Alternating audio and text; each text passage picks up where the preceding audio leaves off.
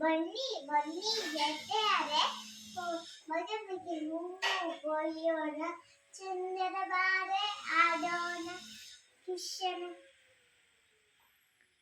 ಕಿಶನ ಕೊರಡಿಗೆ ಹಾಕೋಣ,